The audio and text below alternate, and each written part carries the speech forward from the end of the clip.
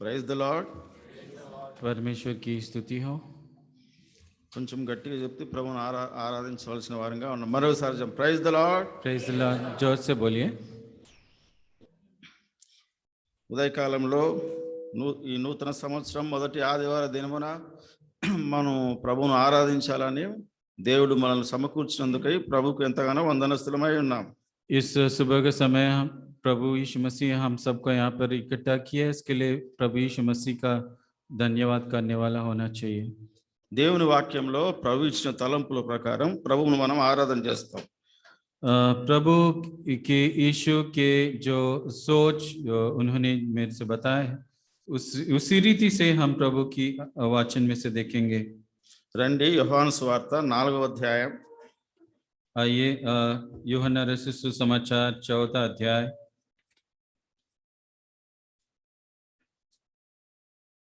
23-24 వచనాలు అందరం కలిసి ఈ రెండు వచనాలను చదువుదాం. యోహాను సువార్త 4వ అధ్యాయం 23-24 వచనాలు. ఈ రెండు వచనాలు మనం అందరం కలిసి చదువుదాం. यूहन्ना रचित सुसमाचार 14वां अध्याय 23 और 24 पद हम सब लोग मिलकर पढ़ेंगे। परंतु वह समय आता है, वरन अभी है, जिसमें सच्चे भक्त पिता का आराधना आत्मा और सच्चाई से करेंगे, क्योंकि पिता अपने लिए ऐसे ही आराधकों को ढूंढता है। परमेश्वर आत्मा है और अवश्य है कि उसकी आराधना करने वाले आत्मा और सच्चाई से आराधना करें। ప్రార్థన చేస్తాం. ప్రభు సహాయ నిమిత్తమై परमेश्वर की सहायता के लिए हम प्रार्थना करेंगे। ప్రేమల పరిశుద్ధుడవు తండ్రి, నీ పాదాలకు వందనాలు చెల్లిస్తా ఉన్నాము. प्रेमी पवित्र परमेश्वर, आपके पैरों को के पास आपकी स्तुति और वंदना करते हैं। మౌంట్ కర్మేల్లో ప్రభువా మిమ్మల్ని ఆరాధించడానికి వచ్చిన ప్రజలను బట్టి, ఆశతో వచ్చిన ప్రజలను బట్టి నీకు ఎంతగానో వందనాలు చెల్లిస్తా ఉన్నాం. माउंट कर्मेल कलीसिया में आपकी प्रजा आशा से जो लोग आए हैं, उसके लिए आपकी स्तुति और प्रशंसा करते हैं। దయల తండ్రి, ఉదయకాలంలో మేము నీ ముఖదర్శనం చూచేవారుగా మమ్మల్ని చేయండి. दया दया प्राप्त परमेश्वर, आपकी मुख दर्शन पाने के लिए आप हमारी सहायता कीजिए। మీ సన్నిధిని మా మధ్యన ఉంచవలసిందిగా వేడుకుంటా ఉన్నాం. आपकी उपस्थिति हमारे बीच में रहे, इस रीति से आपसे मांगते हैं। నీ దాసుడు ఆలకిస్తుండగా నీ స్వరం వినిపించవలసిందిగా కోరుతా ఉన్నాం. जब आपका दास आपकी वाणी सुन रहा है, प्रभु जी आप अपना वाणी सुनाइए। అపోస్తుల కార్యం 1:8 జ్ఞాపకం చేసుకుంటా ఉన్నాము. हम प्रेरितों के काम 1 और 8 वचन को हम स्मरण रखते हैं। వినే చెవి, గ్రహించే మనసును దయచేయవలసిందిగా వేడుకుంటా ఉన్నాం. सुनने वाले कान और ग्रहण करने वाले हृदय भी हमें दीजिए करके हम आपसे मांगते हैं। యేసు తప్ప వారికి ఎవరు కనిపించలేదన్నట్లుగా మీ యొక్క ముఖ దర్శనం ఉదయకాలంలో చూచేవారుగా చేయండి. यीशु मसीह को छोड़कर किसी और के मुख दर्शन को प्रार्थना किए जैसे हमें आप प्रेरणा दीजिए। నిజమైన ఆరాధకులను లేపవలసిందిగా వేడుకుంటా ఉన్నాం. सच्ची आराधकों को उठाए, ऐसा हम आपसे दुआ मांगते हैं। ప్రభు అయిన యేసుక్రీస్తు పరిశుద్ధమైన నామములో స్తుతించి ప్రార్థిస్తున్నాం తండ్రి. प्रभु यीशु मसीह के पवित्र और मीठे नाम में स्तुति और वंदन करते हैं, आमीन। ప్రారంభ దినాల్లో ఈ బాంబే పట్టణంలో కూడా సేవ చేసినటువంటి దైవజనుడు భగత్ సింగ్ గారిని మనమందరం ఎరుగుదుము. आरंभ के दिन में जो सेवा करने वाला दास जो भाई ब्रदर भगत सिंह है, उनके बारे में हम सब भली भांति जानते हैं। దైవజనుడుగా ఆయనకి ఇచ్చిన గొప్ప దర్శనంలో మనం ఇక్కడ ఉంటున్నాం.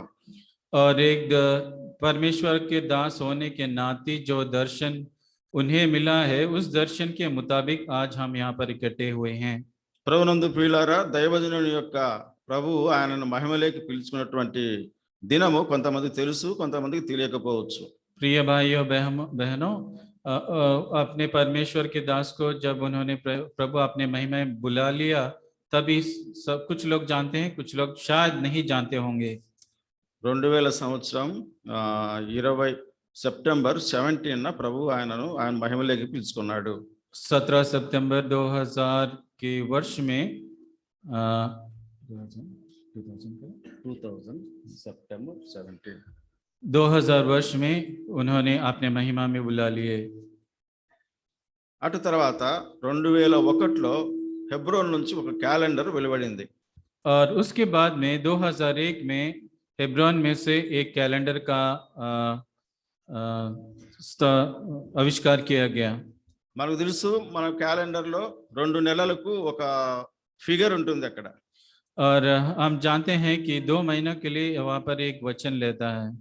ఆ సంవత్సరము మరి 6 ఫోటోలతో కూడినటువంటి 12 నెలలకు అక్కడ అది ముద్రించడం జరిగింది. और उस साल में वो 12 महीने के लिए 12 वचन उसके ऊपर लिखकर उसे खत्म किया। ఎవరైనా మీరు 2001 క్యాలెండర్ చూడొచ్చు.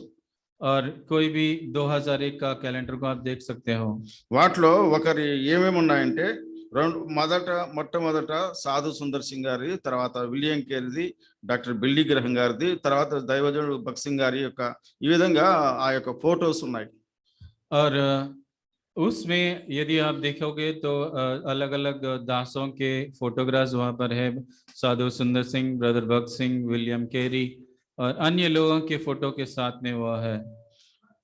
ఒక్కొక్క ఫోటో దగ్గర ఒక దైవజనుని దగ్గర ఒక వాక్యం రాయబడతా వచ్చింది. हर एक फोटो के पास, एक प्रभु के दास के पास एक एक वचन लिखा हुआ हम देख सकते हैं। మరి భగత్ సింగ్ గారి దగ్గర ఫోటోలు ఏం రాయబడిందంటే ఈ వాక్యం రాయబడింది. యోహాను సువార్త 4వ అధ్యాయం 24వ వచనం రాయబడింది. और ब्रदर भगत सिंह के पास जो वचन लिखा गया है वो वचन ये है जो हमने अभी पढ़ा है, यूहन्ना रचित सुसमाचार 14 अध्याय और उसका 24 पद। అందరం వచనం చదువుదాం. దేవుడు ఆత్మ గనుక हम सब लोग एक साथ पढ़ेंगे। ఆత్మతోను परमेश्वर సత్యంతోను आत्मा है और आवश्यक है कि उसकी ఆరాధింపవలెనను. आत्मा और सच्चाई से आराधना దైవజనుని ద్వారా దేవుడు నిజమైనటువంటి అవసరమైనది ఏంటో ఈ లోకంలో ఆరాధన అనేది వెలుగులోకి తీసుకొని వచ్చాడు. भाई ब्रदर भगत सिंह जो है इस सच्ची आराधना किस प्रकार से होता है वो प्रभु ने ब्रदर भगत सिंह के द्वारा उसमें उजागर किया है। కాబట్టి ఇక్కడ చూస్తే దేవుడు ఆత్మ కనుక ఆయన ఆరాధించేవారు ఆత్మతో సత్యంతో ఆరాధించాలి. ये इसलिए यहाँ पर यदि हम देखते हैं कि जो आराधक होते हैं वो सच्चाई से आराधना करने वाले आत्मा और सच्चाई से आराधना करने वाले होने चाहिए। మన ప్రభువైన యేసుక్రీస్తు ఈ సమరయ స్త్రీతో ఈ యొక్క వాక్యాన్ని ఆమెతో పంచుకుంటా ఉన్నాడు. हमारे प्रभु यीशु मसीह ये जो वचन एक समरी स्त्री से बांटते हुए आ रहा है।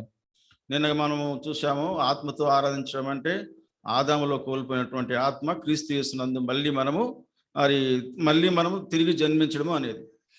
और कल हमने देखा कि जो आत्मा से आराधना करने का मतलब होता है जो आदम और हव्वा ने जो आत्मा खो दी थी वो फिर से यीशु मसीह के द्वारा संगठित होकर उसमें आराधना करना ही आराधना है। ఈ స్త్రీ జీవితం అంతా ప్రభు కనపరిచిన తర్వాత ఆమె ఎప్పుడు ఆత్మ తిరిగి జన్మించిందంటే తన కుండ విడిచిపెట్టినప్పుడు। और यहाँ पर जब यह स्त्री अपने सारे पापों को जब यीशु मसीह उसे बतलाता है तो वो फिर से नया जन्म पाती है, मतलब वो अपना घड़ा छोड़ देती है। సత్యంతో ఆరాధించడం అంటే మనం నిన్న చూస్తా వచ్చాము యోహాను సువార్త 17:17 ప్రకారం మనం చూస్తా వచ్చాము। सत्य से आराधना करने का मतलब क्या है? हमने यूहन्ना रचित सुसमाचार 17:17 की पद से हम देखते आए हैं। ఎవరైనా త్వరగా చదవగలిగిన వారంటే చదవండి। यदि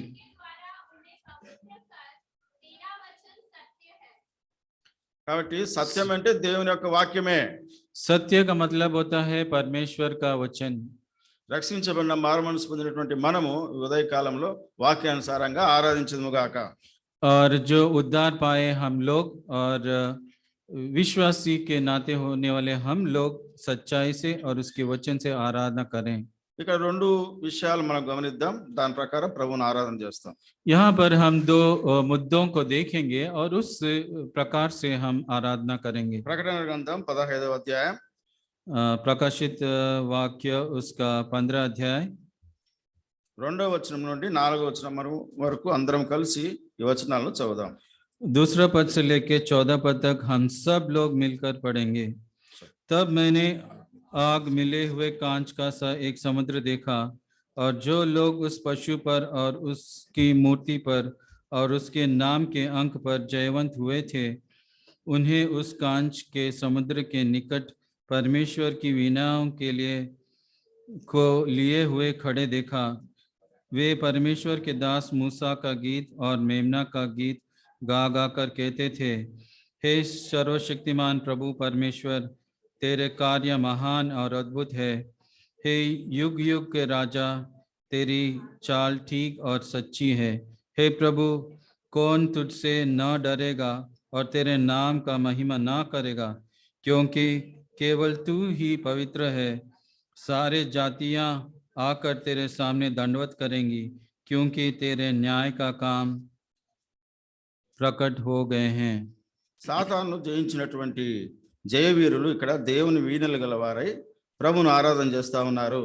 सातान के ऊपर वो जय पाने के बाद यहाँ पर जो गीत गाते हैं वो यह गीत है, ప్రభువా దేవా సర్వాధికారి నీ క్రియలు ఘనమైనవి. प्रभु हे पर सर्वशक्तिमान परमेश्वर, तेरे कार्य बहुत ही अद्भुत है। ఆశ్చర్యమైనవి. आश्चर्य कार्य करने वाला परमेश्वर है। యుగములకు రాజా युग युग के राजा, నీ మార్గములు सच तेरे चाल, నీ మార్గము న్యాయములు సత్యములై ఉన్నవి. तेरा तेरा चाल न्याय और सच्चा है। చివరి వచనం 4వ అధ్యాయంలోనే చివరిలో ఒక మాట ఉంది. ఏమనిందంటే అని నీ దేవుని దాసుడగు మోషే కీర్తనయు గొర్రెపిల్ల కీర్తనయు పాడుచున్నారు. और आखिरी में तेलुगु में आखिरी में लिखा है, लेकिन हिंदी में पहले ही लिखा है कि तीसरा पद में वे परमेश्वर के दास मूसा का गीत और मेमने का गीत गा रहे थे। కాబట్టి మోషే కీర్తన తర్వాత గొర్రెపిల్ల కీర్తన ఇవే ఆరాధనకు మరి ఆధారమైనవి. और मूसा का गीत और मेमने का गीत यही आराधना का आधार है। మోషే కీర్తన అంటే మనకు తెలుసు, నిర్గమకాండం 15వ అధ్యాయం. मोशे का गीत हम सब लोग जानते हैं, निर्गमन उसका 15 अध्याय 15వ అధ్యాయం 15 अध्याय మొదటి 2 వచనాలు అందరం కలిసి చదువుదాం. पहला और दूसरा पद हम सब लोग मिलकर पढ़ेंगे। చదువు. फिर यहोवा ने मोशे मूसा से यो कहा, इस्राएल इस्राएलियों यहोवा ने से गुच्छी कहा कीर्तन कि पाड़े। जब तुम अपने యెహోవాను గూర్చి निवास గానం के देश में చేసేదము. पहुंचे, ఆయన जो మిగులు मैं तुम्हें అతిశయించి देता हूँ, ఆయన और यहोवा సముఖములో के लिए क्या होम बलि क्या मेम बलि कोई हव्य యెహోవాయే నా चढ़ाओ, బలం, चाहे నా वो గానం, विशेष ఆయన मन्नत నాకు पूरी करने రక్షణయు, का हो, चाहे ఆయన నా स्वेच्छ దేవుడు, बलि को हो, ఆయనను चाहे వర్ణించు, तुम्हारे ఆయన నా नियत పితరుల దేవుడు, समयों ఆయన का हो, మహిమను స్తుతించు. या वह चाहे गाय बैल भेड़ बकरियां का हो, जिसे यहोवा के लिए सुखदायक सुगंध हो। పిల్లలారా, అక్కడ ఎర్ర సముద్రములు దేవుడు తన శక్తి చేత వీళ్ళని దాటించిన తర్వాత ఈ కీర్తన మోషే కీర్తన పాడడం జరిగింది. जब मूसा अपनी इस्राएल की प्रजा को लाल समुद्र से पार करवा कर जब से वो छूट जाते हैं, तब यह गीत गाते हुए हम देख सकते हैं, యెహోవాయే నా బలము నా గానము, परमेश्वर ही मेरा बल है और वो मेरा गीत है। ఆయన నాకు రక్షణయు ఆయను, वो मेरे लिए उद्धार है, ఆయన నా దేవుడు, वही मेरा परमेश्वर है, ఆయనను వర్ణించెదను. मैं उसका वर्णन करूंगा। ఆయన నా పితరుల దేవుడు, और वो मेरे पितरों का परमेश्वर है, ఆయన మహిమను తుతించెదను. और उसकी महिमा का मैं प्रशंसा करूंगा।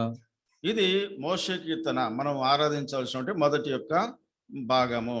यह मूसा का गीत जो है वो हम आराधना करना चाहिए। రెండవది గొర్రెపిల్ల కీర్తన చూద్దాం.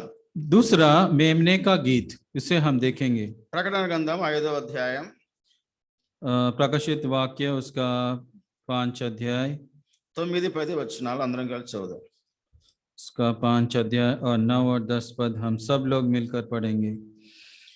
वे यह नया गीत गाने लगे, तू इस पुस्तक के लेने और इस मोहरे खोलने के योग्य है, क्योंकि तूने वध होकर अपने लहू से हर एक कुल और भाषा और लोग और जाति में से परमेश्वर के लिए लोगों को मोल लिया है, और उन्हें हमारे परमेश्वर के लिए एक राज्य और याजक बनाया, और वे पृथ्वी पर राज्य करते हैं। రెండవది మరి గొర్రెపిల్ల యొక్క గీతం అంటే ఇక్కడ ఉన్నటువంటి క్రొత్త పాట. दूसरा जो मेमने का गीत है, वो यहाँ पर जो नया गीत लिखा है वही वो मेमने का गीत है। కాబట్టి ఇక్కడ ఏమని రాయబడిందంటే ఆయా నీవు వధింపబడిన వాడవై నీ రక్తం ఇచ్చావు. तू वध होकर तूने अपने लहू दे दिया है। ప్రభువా, శిలువలో నువ్వు మా కొరకు వధించబడి మా కొరకు రక్తం కార్చిన వాడుగా ఉన్నావు. प्रभु जी उस क्रूस के ऊपर प्रभु जी आप अपने आप को वध किया और आप हमारे लिए लहू दे दिया है। ప్రతి వంశంలోను ఆయా భాషలు మాట్లాడు వారిలోను ప్రతి ప్రజలోను ప్రతి జనంలోను దేవుని కొరకు మనుషులను కొన్నావు. और हर एक कुल और भाषा में और जाति में हर एक लोगों में उनको आपने मोल लिया है। కాబట్టి నీ రక్తం ఇచ్చి ప్రభువా నన్ను కొన్నావు, మమ్మల్ని కొన్నావు, అందును బట్టి ఆరాధిస్తా ఉన్నాం. तुम्हारे हमारे लिए जो आपने उद्धार दिया है, अपने लहू से हमने मोल लिया है, इसके लिए हम आपकी आराधना करेंगे। కొని ఏం చేశాడు ప్రభువు? इसे मोल लेकर प्रभु ने क्या किया? చూడండి, అక్కడే ఒక మాట ఉంది. वहां पे देखिए एक बात कही गई है, మా దేవునికి వారిని ఒక రాజ్యముగాను యాజకులుగాను చేసితివి. और मुझे एक परमेश्वर के नाई और याजक के नाई मुझे बनाया। కనుక వారు భూలోకమందు ఏలుదని కొత్త పాట పాడుదురు. इसलिए वे पृथ्वी में राज्य करेंगे करके वे गाना गाएंगे। కాబట్టి 2వ కీర్తనలో, గొర్రెపిల్ల కీర్తనలో, యేసు ప్రభు తన రక్తం ఇచ్చి మనల్ని అందరినీ కొన్నాడు. కొన్న తర్వాత రాజులుగాను యాజకులుగా చేసుకున్నాడు. और दूसरा मेमने का गीत में हमारे प्रभु यीशु मसीह हम सबको मोल लिया है, अपने लहू के द्वारा मोल लिया है, और अपने निज याजक और अपने प्रजा और अपने प्रजा जैसे हमें बनाया है। కనుక వారు భూలోకమందు ఏలుదురు. इसीलिए वे पृथ्वी पर राज्य करेंगे। ప్రభా, మీరు మమ్మల్ని కొనడం ద్వారా ఈ భూలోకంలో ఏలికలుగా చేసినందుకు వందనాలు. प्रभु जी, आप हमें मोल लेकर यहाँ पे पृथ्वी पर राज्य करने वाले हमें बनाया है, इसके लिए आपको वंदन करते हैं। కాబట్టి ఈ మోషే కీర్తన, ఈ యొక్క గొర్రెపిల్ల కీర్తన ద్వారా ప్రభువును మనం ఆరాధించవలసిన వారంగా ఉన్నాము. और इस मोशे के गीत के द्वारा और इस मेमने के गीत के द्वारा प्रभु की आराधना करने वाले के जैसे हम हैं। ఈ యొక్క వాక్యం ద్వారా ప్రభువును ఆరాధిస్తాం. దేవుడి వాక్యాన్ని దీవించును గాక. इस वचन से हम प्रभु की आराधना करें। प्रभु इस वचन को आशीष करें। पहले जो कलीसिया में बैठे हैं